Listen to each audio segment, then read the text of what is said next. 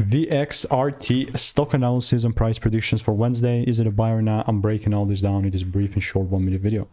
Vaxart is in the OTC market, no longer in the NASDAQ.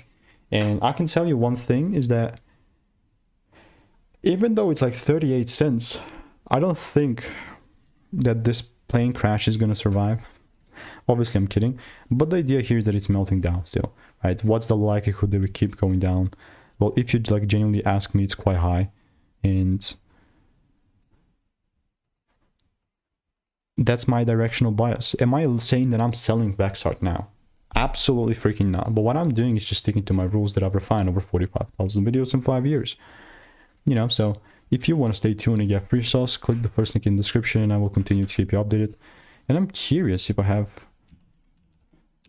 Right, sure I do. Yeah, I have like 2 receipts in the Discord with Vaxart as well. But now OTC, not looking good. Goodbye, Ninja.